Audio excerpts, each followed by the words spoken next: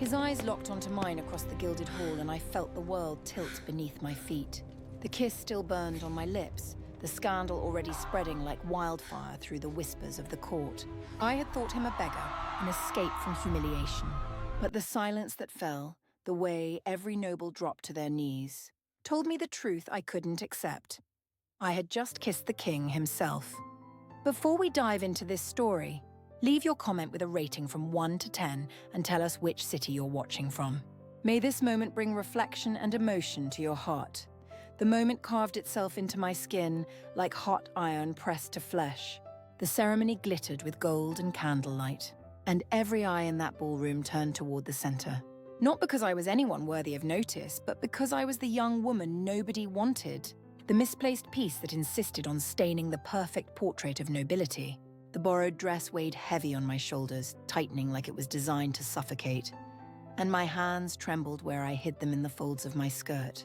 I knew that any second now, I would be dragged into the public humiliation of the claiming. That solemn gesture where a man, supported by society's blessing, would mark a woman before everyone, as if she were merchandise displayed at auction.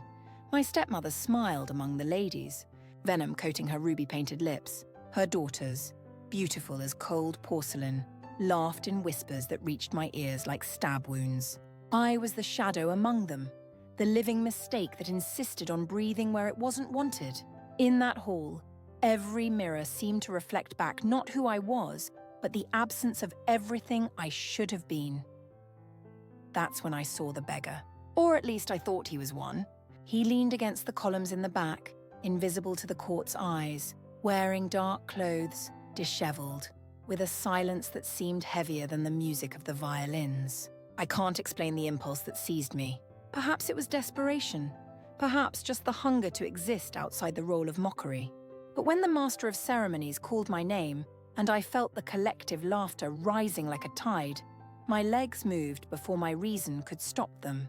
I crossed the hall under astonished stares and bowed before him. My heart pounded so loud it drowned out every other sound, and to escape the claiming, I pressed my lips against his. The shock ran through the room like lightning. Silence. Then a growing murmur, suppressed laughter, indignant whispers. The scandal was complete. I had kissed a beggar at the ceremony, but when he lifted his face and his eyes captured mine, I realized he wasn't a beggar. He couldn't be. The air around him transformed into iron and fire. His gaze belonged to someone who carried kingdoms, his posture to someone who didn't need to raise his voice to dominate. The violins fell silent as if afraid to offend him. The ladies who had been laughing now covered their mouths with their hands, and my stepmother for the first time turned pale. He rose slowly, like someone with no need to prove anything, and his presence filled the hall with an almost unbearable gravity.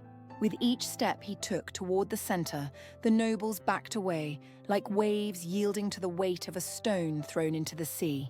Then the words fell, not from his mouth, but from the trembling lips of the master of ceremonies, the king, the Alpha, the man whose will shaped destinies, whose silence could condemn or save.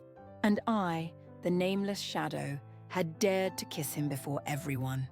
I felt the ground disappear beneath my feet. My stepmother advanced, indignant, trying to turn what happened into a cruel joke. Her daughters whimpered with second-hand shame, begging the sovereign not to take offense. But he didn't look at them. His eyes, dark and fixed, remained on me like blades that both wounded and protected. "This is the one," he finally said, his deep voice echoing like restrained thunder. "The young woman who dares to choose before being chosen." I didn't know if it was condemnation or fascination. I didn't know if there was contempt or secret recognition. I only knew that from that instant, the hall spoke of nothing else. I had ceased being invisible. I had become the scandal, the shame, the burning curiosity, and above all, I had become, before everyone, the woman the king had allowed to touch him. The hours that followed were a storm. My stepmother tried in vain to convince the ladies I had gone mad. The men between laughs bet on what my fate would be, and I, huddled, tried to maintain dignity with what little remained in me. But amid the collective judgment, one certainty emerged. The Alpha was not indifferent. His gaze followed me, sometimes with coldness, sometimes with an enigma I didn't dare decipher. My name is Ilara. I was 15 when my mother died, leaving me to the mercy of my father's new wife, a woman whose beauty was matched only by her cruelty. My father, a minor lord with debts and declining lands, remarried within months, bringing home a widow with 2 daughters of marriageable age. I became the unwanted reminder of his first love, the inconvenient daughter who stood in the way of his new family's social climbing. By the time I turned 19, I had learned to make myself small. I wore the dresses they no longer wanted, ate after they had finished, and spoke only when spoken to. My stepsisters, Celeste and Vivian, treated me like a servant who happened to share their blood. They were everything I was not. Fair where I was dark, refined where I was rough, wanted where I was dismissed. The claiming ceremony was meant to be their triumph. Every unmarried woman of noble birth was required to attend, presented before the court like flowers in a garden, waiting for men to select them. It was archaic, humiliating, but tradition held an iron grip on our society. The ceremony had been reinstated by the current king 3 years prior, though no one had ever seen him attend one. They said he was ruthless, that he ruled with an iron fist, that he had unified the warring territories through sheer force of will. They said he took what he wanted and crushed anyone who stood in his way. They also said he never showed his face in public, preferring to rule through proclamations and his feared council. Some whispered he was scarred, others that he was unnaturally beautiful and didn't want to be seen as weak. The rumors painted him as a monster, a ghost, a legend more than a man. I never expected to see him. I certainly never expected to kiss him. The dress they gave me for the ceremony was Celeste's cast-off, altered hastily by servants who resented having to work for me. It was pale blue, a colour that washed out my olive skin, and the bodice was too tight, making each breath a struggle. My stepmother had looked me over with cold satisfaction. "You'll stand in the back," she had said, adjusting the pearl necklace at her throat. "Don't embarrass us more than your existence already does. If by some miracle someone claims you, accept immediately and be grateful, though I can't imagine who would want damaged goods." Her daughters had giggled behind their fans, already radiant in gowns of silk and lace, their hair arranged in elaborate styles that must have taken hours. I had braided my own hair, the dark waves refusing to cooperate, and when I looked in the mirror, all I saw was everything I lacked. The ballroom was a cathedral of wealth and power. Crystal chandeliers cast rainbow light across marble floors so polished they reflected like water. The walls were draped in crimson and gold, the colours of the king's house, and every surface gleamed with evidence of prosperity I could never touch.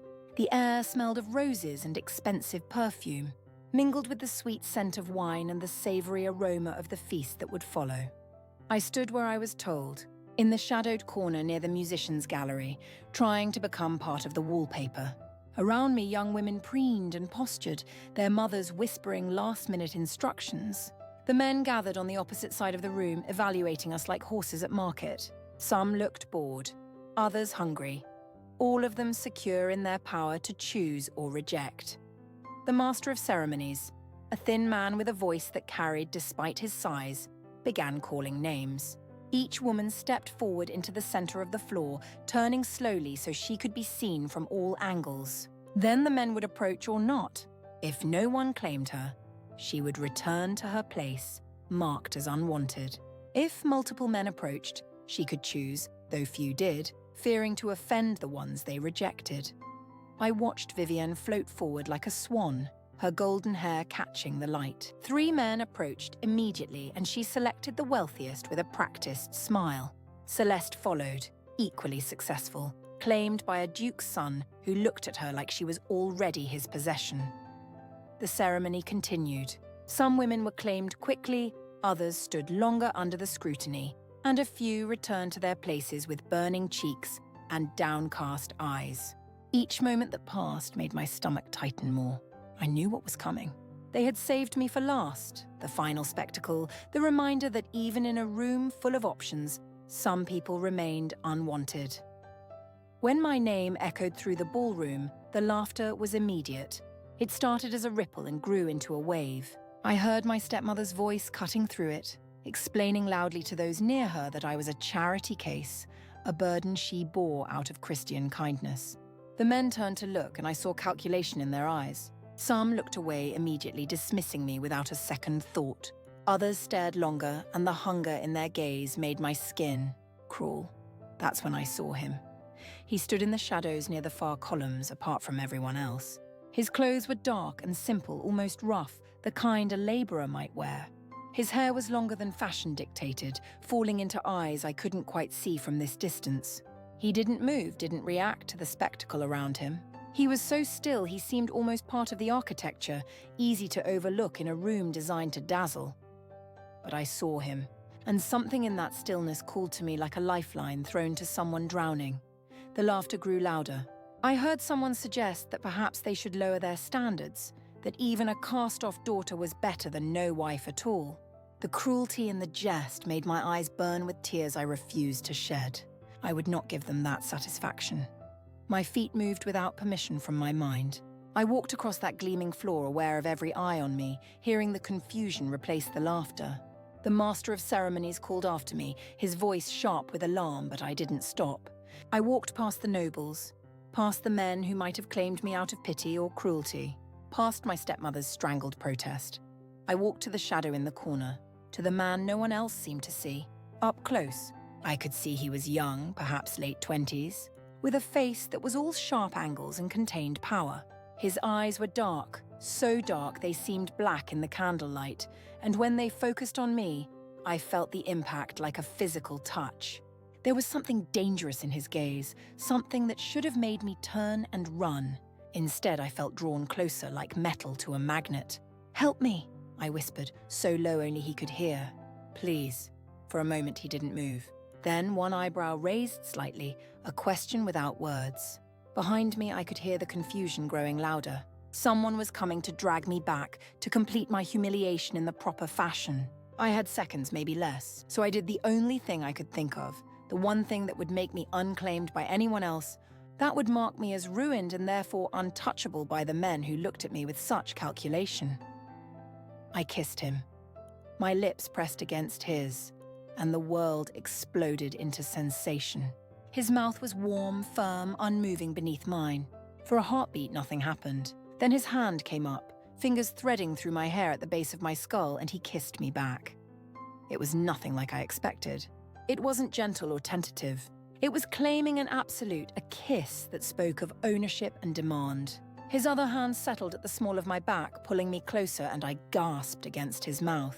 He took advantage, deepening the kiss until my knees went weak, and the only thing keeping me upright was his hold on me. When he finally pulled back, I was breathing hard, my heart hammering against my ribs. His eyes bore into mine, and I saw something flicker in their depths. Surprise, perhaps? Or recognition? Then the world came crashing back in. The silence was total, absolute, the kind that comes before thunder. I turned my head, still caught in his embrace, and saw the entire ballroom frozen in shock. The master of ceremonies had gone white as paper. The nobles stood with their mouths open, fans forgotten, wine glasses tilted and spilling onto the floor unnoticed. My stepmother's face had gone from pink to purple to white in the span of seconds. That's when the whispers started, low at first, then building, a susurrus of sound that filled the enormous room. I couldn't make out individual words, but the tone was clear. Shock, scandal, horror. I had just kissed a beggar at the claiming ceremony. I had ruined myself, destroyed any chance of a respectable marriage, brought shame on my father's house. It should have felt like defeat. Instead, I felt bizarrely free, as if I had finally done something that was entirely mine, a choice no one could take from me. The man whose arms still held me shifted slightly. His body went from relaxed to coiled, a predator recognizing a threat. His hand at my back spread wider, possessive, and when he spoke, his voice was low enough that only I could hear. "Do you know what you've just done?" "Yes," I whispered back, though I wasn't entirely sure. "I've ruined myself. They can't claim me now." Something that might have been amusement flickered across his face. "Is that what you think?" Before I could answer, the crowd parted. Not gradually, but all at once, nobles stumbling over each other in their haste to move aside. Through the gap came men I didn't recognize, dressed in the king's colors, their faces grave and their hands on their sword hilts. The man released me, but slowly, his hands trailing away as if reluctant to break contact. He stepped forward away from the shadows, and as he moved into the light, I saw what I had missed before. The quality of his clothes, simple though they were, the way he carried himself, not like someone trying to hide, but like someone so secure in his power he didn't need to prove it. The ring on his right hand, heavy gold with a seal I couldn't quite make out. The master of ceremonies stumbled forward, his face a mask of terror, and dropped to his knees. His voice when he spoke shook so badly I could barely understand him. "Your Majesty, forgive us. We did not know. We were not told you would attend. Forgive us." The words hung in the air like smoke. "Your Majesty." The title I had heard whispered in fear and awe. The title that belonged to only one man. I had kissed the king. My legs gave out. I would have fallen if strong hands hadn't caught me, holding me upright. I looked up into those dark eyes, seeing them now with terrible clarity. This was the man who had united the territories through conquest, who ruled with absolute authority, who answered to no one and nothing. And I had pressed my lips to his, without permission, without even knowing who he was. "I'm sorry," I gasped out. "I didn't know." "I'm so sorry. I thought..." "You thought I was a beggar," he finished for me, and there was something in his voice I couldn't identify. "Someone you could use for your own purposes." "No, yes, I just..." Words failed me. How could I explain the desperation, the fear, the need to escape even for a moment? How could I make him understand that kissing a stranger had seemed less terrifying than facing the men who looked at me like I was meat? Around us, the nobles had begun dropping to their knees, a wave of submission spreading through the ballroom. My stepmother and her daughters were among them, their faces pressed to the floor, their elaborate gowns pooling around them. Only I remained standing, held upright by the king's hands on my arms. "Look at me," he commanded, and his voice carried the weight of someone used to absolute obedience. I forced myself to meet his eyes, expecting to see anger, disgust, the promise of punishment for my presumption. Instead, I saw curiosity, sharp and assessing, like he was examining something unexpected that had fallen into his path. "What is your name?" "Ilara," I managed. "Ilara Ashford." "Ilara Ashford," he repeated, tasting the syllables. The unwanted daughter. The shadow in the corner. The woman desperate enough to kiss a stranger rather than be claimed by the men who wanted her. Each word was a knife, precise and cutting. I wanted to look away, but his gaze held me pinned. "I didn't want to be merchandise," I said, and my voice came out stronger than I expected. "I didn't want to be chosen by someone who would see me as a trophy or a burden. I wanted just once to choose for myself. And you chose me. It wasn't a question." "I chose escape," I corrected. "And something reckless made me add. You were simply convenient." The silence that followed was absolute. I heard someone gasp, probably my stepmother, and I knew I had just signed my own death warrant. "You didn't speak to the king like that. You didn't contradict him, didn't challenge him, didn't treat him like he was anything less than divine. But instead of anger, I saw his lips curve into something that might have been a smile. "Convenient," he repeated. "I have been called many things, but never that."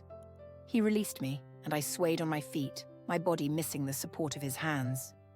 He stepped back, surveying the ballroom with an expression of cold assessment. When he spoke again, his voice carried to every corner of the vast space. "The claiming ceremony is concluded. Return to your homes."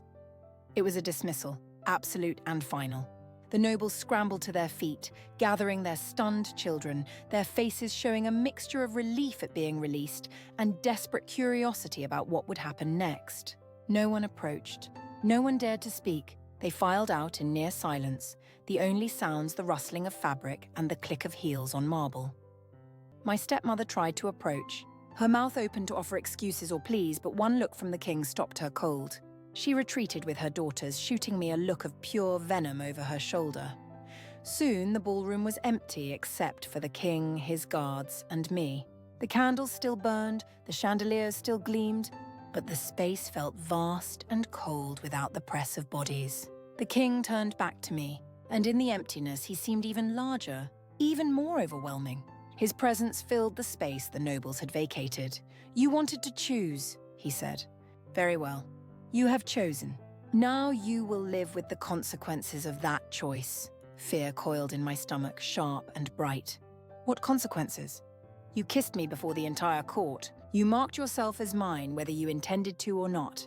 By the laws of the claiming ceremony, a kiss is as binding as words.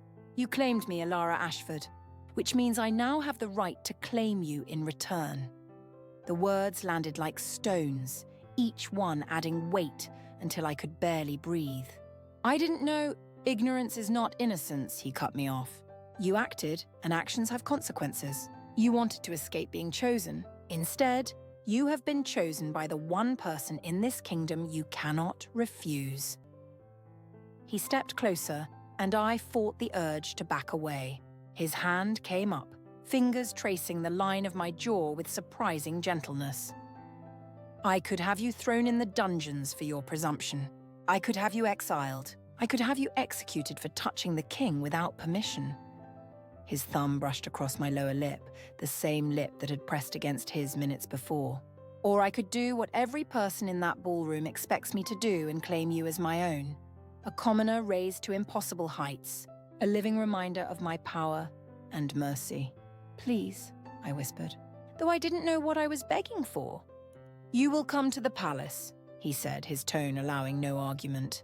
You will be provided with quarters, with servants, with everything you need, and you will learn what it means to be mine.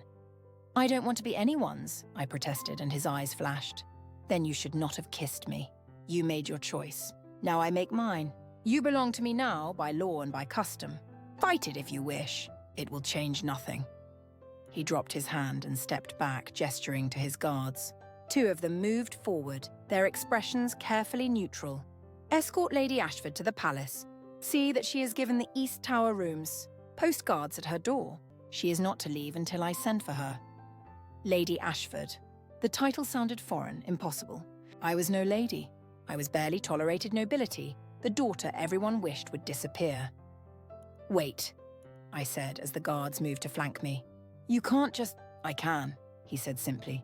I am the king. I can do whatever I wish. You would do well to remember that. He turned away, dismissing me as thoroughly as he had dismissed the court. The guards guided me toward a side door, their grips firm but not painful. I looked back once, seeing him standing alone in that vast ballroom, surrounded by candles and gold and crushing emptiness. I had kissed him to escape. Instead, I had bound myself to him more completely than any claiming ceremony could have done. The carriage ride to the palace was silent. The guards sat across from me, stone-faced and unreadable.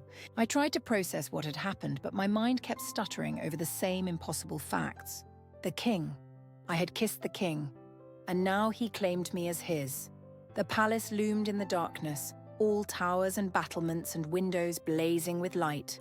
It was beautiful and terrifying, like something from a fairy tale, but the kind where the princess ends up locked in a tower, not rescued from one.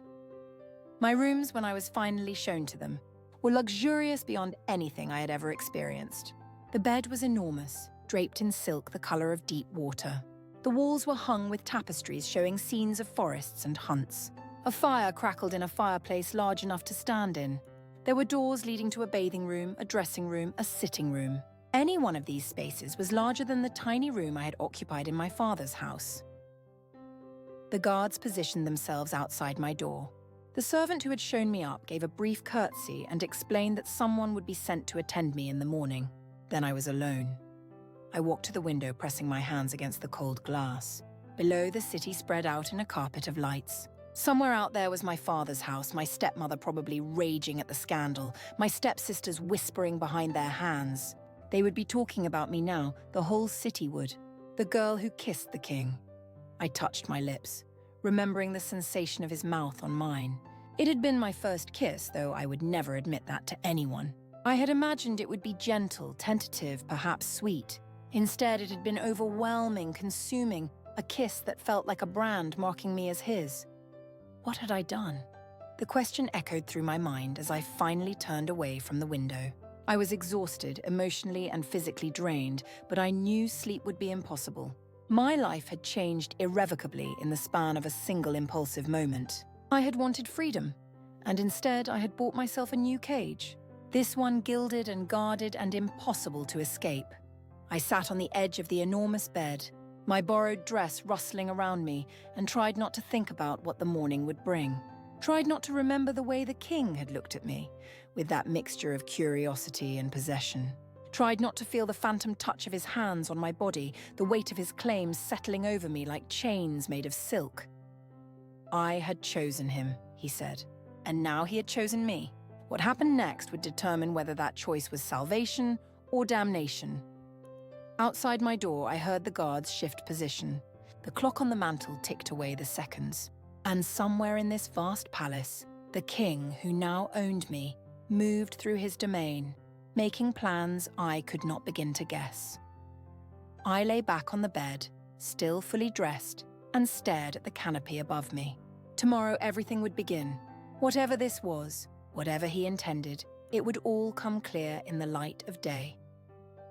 But tonight, in the darkness, I allowed myself to feel the truth I couldn't speak aloud. Part of me, some reckless, foolish part, was not entirely sorry for what I had done. That kiss, brief and scandalous as it was, had been the first moment in years where I had felt truly alive. And if that made me a fool, then perhaps I had always been one. The candles burned low. The fire settled to embers, and eventually, exhausted beyond measure, I slept. Morning came too soon, announced by a sharp knock at my door. Before I could respond, the door opened and 3 women entered, carrying an array of items I couldn't immediately identify. They curtsied to me, their faces carefully blank, professional in a way that spoke of years serving nobility. "Lady Ashford," the eldest said, her voice brisk but not unkind. "We have been sent to prepare you. The king requires your presence at breakfast. Requires. Not requests, not invites. Requires." I sat up, smoothing down my wrinkled dress, aware of how disheveled I must look. "Breakfast? In the private dining room, my lady. We are to help you bathe and dress appropriately." What followed was an exercise in controlled chaos. I was guided to the bathing room, where a copper tub had been filled with steaming water scented with oils I couldn't name. The women helped me undress, their hands efficient and impersonal, though I saw their eyes widen slightly when they saw the quality of the dress I had been wearing. They said nothing, but I knew they were cataloguing every detail, every sign of my low status. The bath was heaven and torture combined. The hot water soothed muscles I hadn't realized were tense, but the attention of the servants made me acutely uncomfortable. I wasn't used to being cared for, wasn't used to people touching me with gentleness instead of dismissal. When I was clean and dry, they wrapped me in a robe softer than anything I had ever felt and guided me to the dressing room. There, laid out on a cushioned bench, was a dress that made my breath catch. It was deep green, the colour of forest shadows, with gold embroidery along the bodice and sleeves. The fabric was so fine it seemed to shimmer in the light. It was a dress for a lady, for someone important, not for me. "I can't wear that," I protested. "The king commanded it," the eldest woman said. And her tone made clear that the king's commands were not subject to debate. They dressed me with the same efficient care they had shown during the bath. The dress fit perfectly, moulding to my body in ways that felt both foreign and thrilling. They arranged my hair, brushing out the tangles and pinning it into an elegant style that left a few dark waves framing my face. They applied subtle cosmetics, enhancing features I had never thought worth enhancing. When they finally allowed me to look in the mirror, I barely recognized myself. The woman staring back was beautiful, poised, every inch a lady. It was a costume, I told myself. A pretty disguise that changed nothing about who I really was. But looking at that reflection, I felt something shift inside me. This was what I could have been, perhaps, if my mother had lived, if my father had fought for me, if the world had been kinder. "The king is waiting," the eldest woman reminded me gently. The guards outside my door fell into step behind me as I was led through corridors that seemed designed to overwhelm. Everything was grand, excessive, beautiful to the point of intimidation. Paintings of past rulers watched from the walls, their eyes seeming to follow my progress. Servants moved through the halls like ghosts, pressing themselves against the walls and dropping into curtsies or bows as I passed. The private dining room was smaller than I expected, though still larger than any room in my father's house. A table set for two dominated the space, laden with more food than I had seen in weeks. Breads and pastries, fruits glistening with morning dew, eggs prepared in ways I couldn't identify, meat still steaming from the kitchen. And, at the head of the table, dressed now in fine clothes that did nothing to diminish his dangerous presence, sat the king. He looked up as I entered, his dark eyes assessing me in a single sweep. Whatever he saw made the corner of his mouth lift, slightly. "Sit," he commanded, gesturing to the chair at his right hand. I sat, my movements careful, aware of the servants hovering nearby, ready to fulfill any request. The king dismissed them with a gesture, and suddenly we were alone. The door closed with a soft click that sounded deafening in the silence. "Did you sleep well?" he asked. His tone conversational, as if we were old friends sharing a meal. "Not particularly," I admitted, seeing no point in lying. "Neither did I." He selected a piece of fruit, examining it with apparent concentration. "You have caused me considerable inconvenience, Ilara Ashford." "I didn't mean to," I said, then corrected myself. "That's not true. I meant to cause a scandal. I just didn't know who you were." "Would it have made a difference if you had?" I considered the question seriously. "I don't know. Probably not. I was desperate." "Desperation can be dangerous," he observed. "It makes people do foolish things, reckless things. Like kissing strangers? Like kissing kings." He set down the fruit and leaned back in his chair, studying me with that unsettling intensity. "Tell me, what did you think would happen after? When you had successfully ruined yourself and avoided the claiming ceremony?" "I didn't think that far ahead," I admitted. "I just knew I couldn't stand there and let them treat me like an object, something to be evaluated and rejected. I needed to act, to do something that was mine. And now you have. The question is, what do we do about it?" The question hung between us, weighted with implications I couldn't fully grasp. I met his eyes, refusing to look away, even though every instinct screamed at me to show submission. "You could let me go. Declare the kiss a mistake, a momentary lapse. I could go back to my father's house and fade into obscurity." "Is that what you want?" Did I? The thought of returning to that house, to my stepmother's cruelty and my stepsister's disdain, made my stomach turn. But staying here in the palace belonging to this man seemed equally impossible. "I want to be free," I said finally. "I want to make my own choices, live my own life. I want to matter not because of who claims me or what family I belong to, but because of who I am." Something flickered in his expression, there and gone so quickly I might have imagined it. Freedom is an illusion. Everyone is bound by something. Duty, honor, fear, desire. The chains are simply dressed in different cloth. Then why have the claiming ceremony at all? Why force people into bonds they don't choose? "Because chaos requires order," he said simply. "Because people need structure, rules, the comfort of tradition, even when that tradition is cruel." I reinstated the ceremony not because I believe in it, but because the alternative is worse. Without it, there would be raids, kidnappings, violence as families fought over alliances and bloodlines. "So you control the cruelty, make it civilized and sanctioned?" "Yes," he said it without shame or apology. "That is what a king does. He takes the darkness in people's hearts and gives it acceptable form. He channels the violence, the greed, the hunger for power, and transforms it into something that serves the greater good, even if individuals suffer in the process." His honesty was brutal, but there was something refreshing about it. He didn't pretend to be noble or righteous. He simply was what he was, and he made no excuses for it. "And what am I in this structure you've created? What purpose do I serve?" He leaned forward, his elbows on the table, his gaze pinning me in place. "That depends on you. You could be a symbol, the common girl raised to impossible heights, proof of my power and generosity.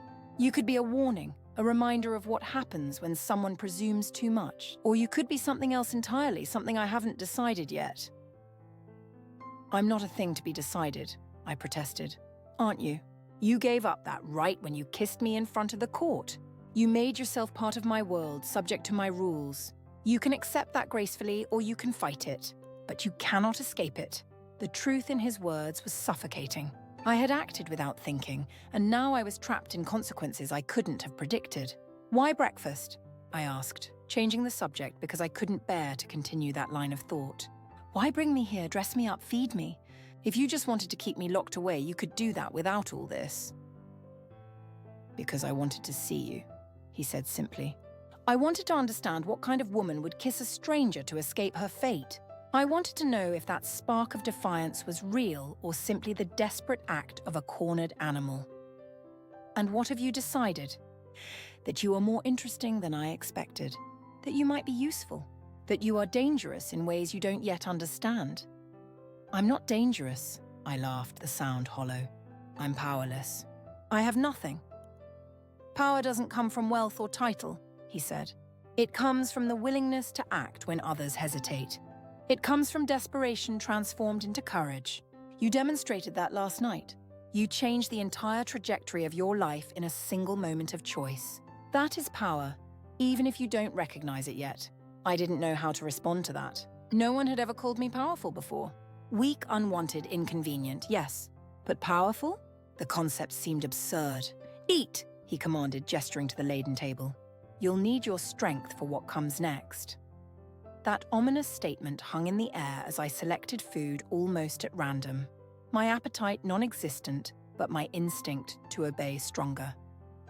The food was delicious, better than anything I had tasted, but it might as well have been ash in my mouth. As we ate in silence, I couldn't stop stealing glances at him.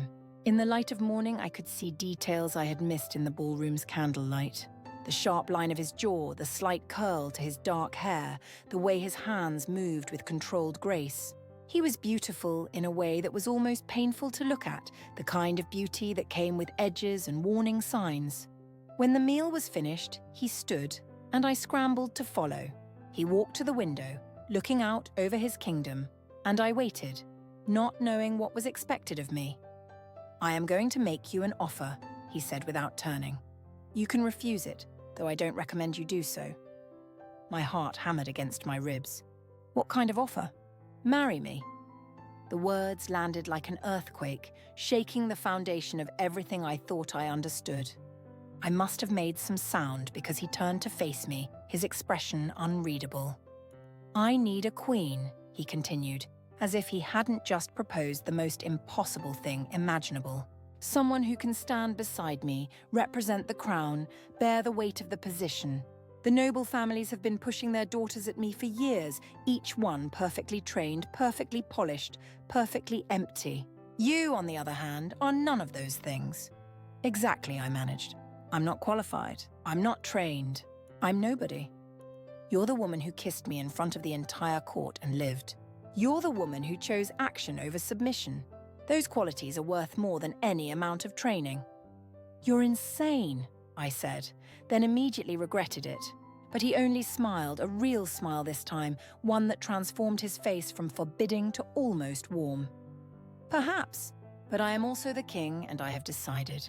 You will marry me. In return, you will have everything you could want. Security, protection, freedom from your stepmother and her cruelty. You will have power, real power to shape this kingdom. You will matter, not because someone chose you, but because you chose yourself. It was tempting, dangerously so. Everything he offered was everything I had dreamed of in my darkest moments. But there had to be a catch, a price I couldn't see. What do you get from this? Why would you marry someone like me when you could have any woman in the kingdom? Because any woman in the kingdom would marry me for what I am, not who I am. They would see the crown, the power, the wealth. You saw a stranger in the shadows and kissed him anyway. That distinction matters. I was using you, I reminded him. I kissed you to escape, not because I wanted you. I know. That's what makes it perfect. You owe me nothing, expect nothing from me beyond what I choose to give. There's freedom in that. For both of us. I wanted to argue, to find the flaw in his logic, but part of me understood what he meant. A marriage built on mutual use was, in its own strange way, more honest than one built on lies of love and romance. And if I refuse, I had to ask, had to know what the alternative was. His expression hardened slightly. Then you will remain in your tower rooms, comfortable but contained until I decide what else to do with you. You will not be harmed, but you will not be free.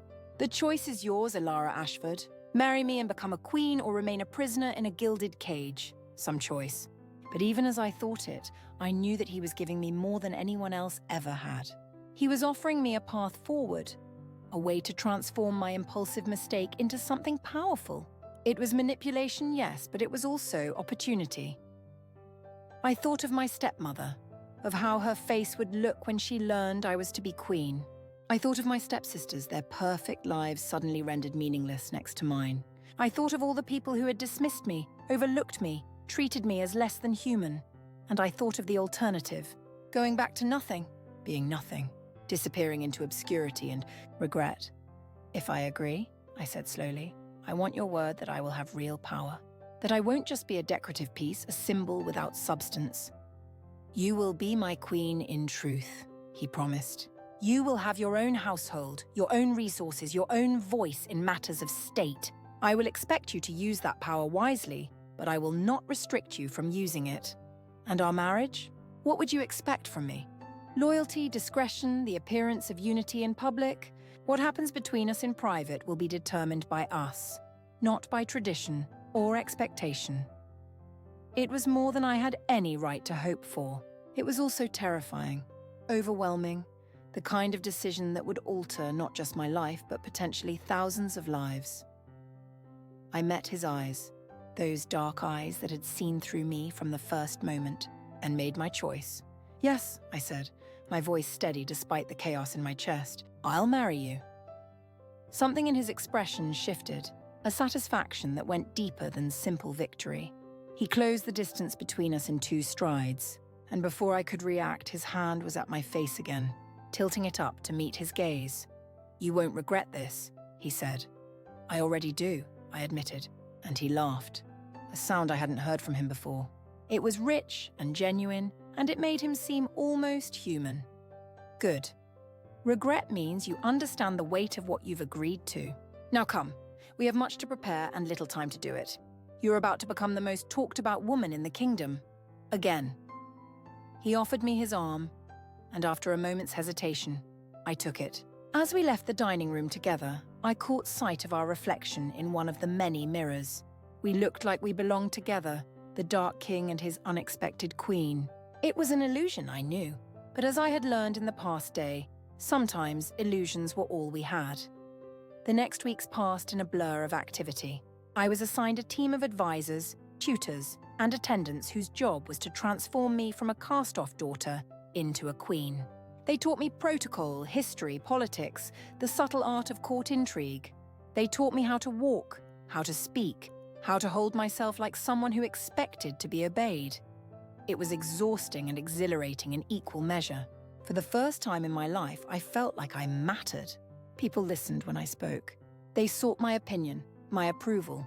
It was intoxicating and terrifying. The king visited me regularly, always in public spaces, always with propriety. We would walk in the gardens or share meals in formal dining rooms. He was teaching me, I realized, showing me how to be his partner without rushing the connection between us. He was patient in a way I hadn't expected, given his reputation for ruthlessness. But I also saw flashes of the man behind the crown, the way he would lose himself in thought, staring at maps of his kingdom with an expression of such intense focus it seemed he was trying to reshape reality through will alone. The way he treated his servants, with respect rather than dismissal. The way he spoke about his responsibilities not as burdens but as sacred trusts. He was not the monster the rumors painted him to be, but he was also not soft or safe. There was steel in him, a core of absolute determination that would break before it bent. I was fascinated by him, drawn to him in ways I didn't fully understand.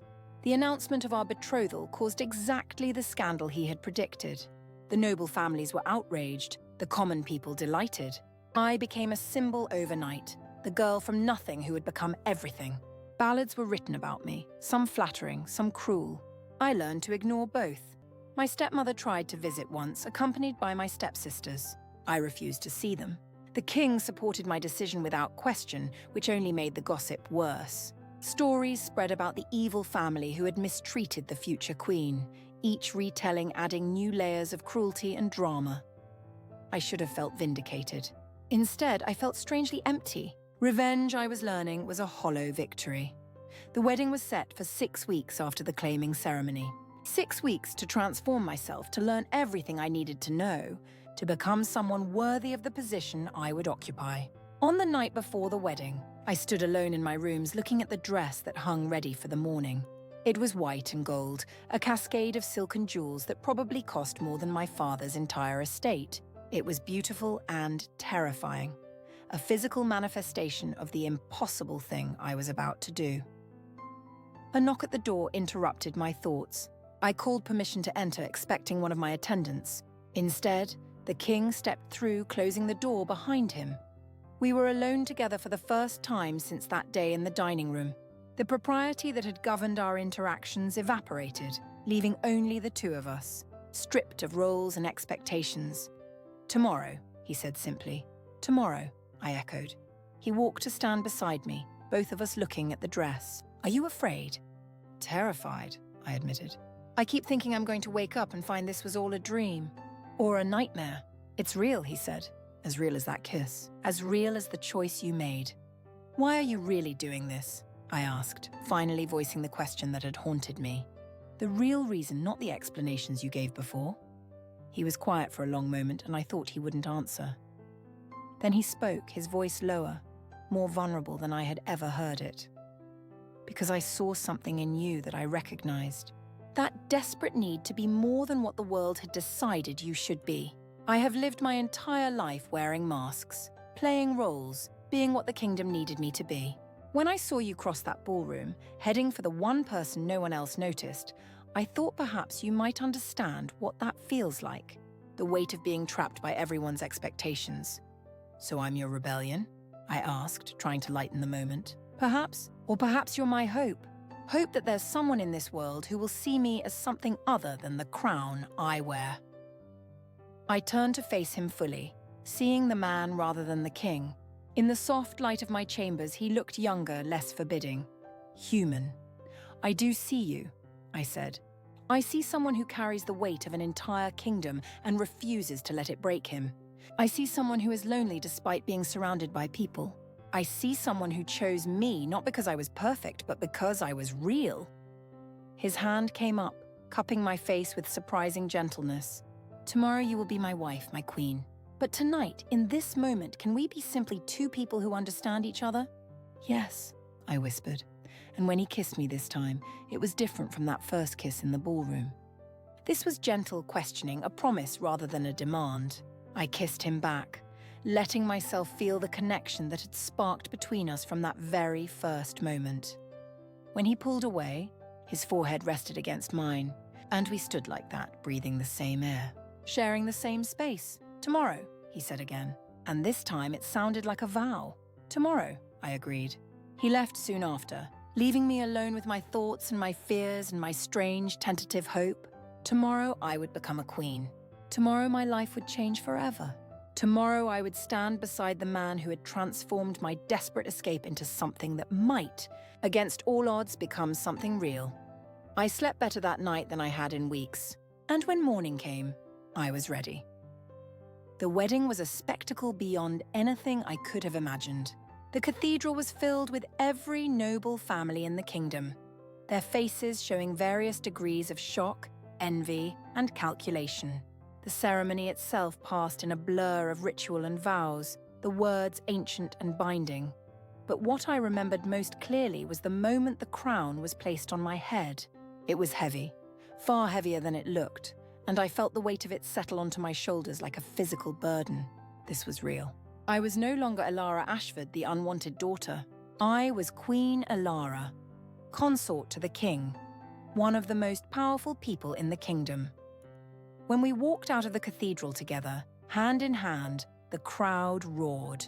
Some in celebration, some in shock, all of them unable to look away from the impossible transformation they had witnessed. The feast that followed lasted into the night, filled with music and dancing and toasts. I sat beside my husband, watching the nobles who had once dismissed me now falling over themselves to curry favor. It should have been satisfying.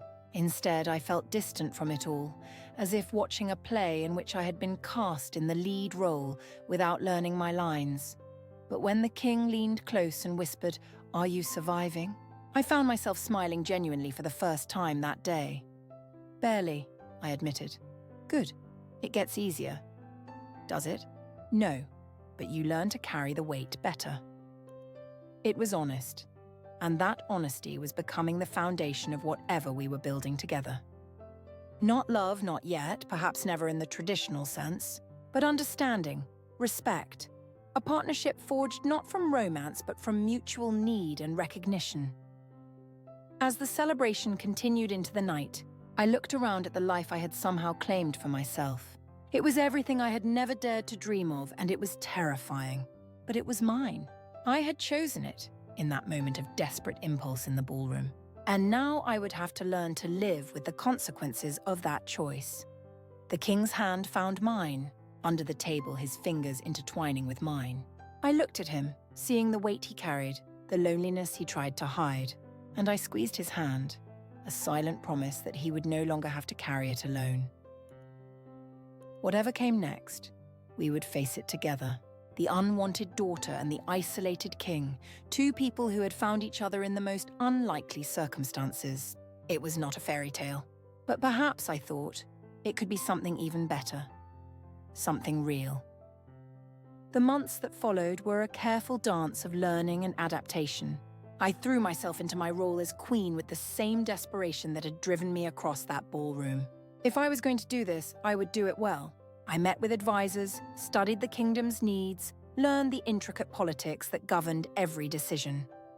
And slowly, gradually, I began to understand the scope of what the king carried every day. The impossible choices, the needs that could never be fully met, the delicate balance between mercy and strength.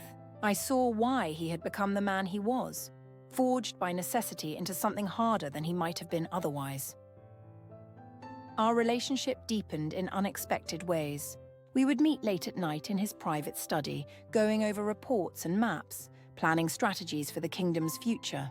He sought my opinion, valued my perspective, treated me as the partner he had promised I would be. And sometimes, when the weight became too much for either of us, we would simply sit together in companionable silence, drawing strength from each other's presence. It was not the romance the ballads sang of, but it was real and solid and growing into something neither of us had expected. One night, several months after the wedding, I found him standing on the balcony of his chambers, looking out over the sleeping city. I joined him, wrapping my arms around myself against the cold. "Do you ever regret it?" I asked. "Marrying me instead of someone more suitable?" He turned to look at me, his expression thoughtful. "Do you regret kissing me?" "Sometimes," I admitted. "When the weight gets too heavy. When I wonder if I'm truly capable of being what you need. And other times? Other times I think it might be the best thing I ever did." I moved closer, leaning against the stone railing. "You've given me a life I never could have imagined. Purpose, power, the chance to make a real difference. I'm grateful for that, even when it's overwhelming." "You've given me something too," he said quietly. "Someone who sees beyond the crown. Someone I can trust with the parts of myself I usually keep hidden. That's worth more than any political alliance a suitable bride could have brought." He reached out, pulling me close, and I went willingly, resting my head against his chest. His heartbeat was steady beneath my ear, a rhythm I had come to find comforting. "We're a strange pair," I said, my voice muffled against his shirt. "The best pairs usually are." And there in the darkness, with the kingdom sleeping below us and the weight of our responsibilities temporarily set aside, I felt something click into place. This was not the life I had planned. It was not the fate I had been running from in that ballroom, but it was mine, claimed through courage and desperation and a single moment of reckless choice. I had kissed a stranger in the shadows and found a king, and somehow, against all odds, we had found each other. As the months turned to years, our story became legend. The queen who rose from nothing, the king who chose love over politics. It wasn't quite accurate, but I had learned that legends rarely were. What mattered was the truth we held between us, the partnership we had forged, the kingdom we served together.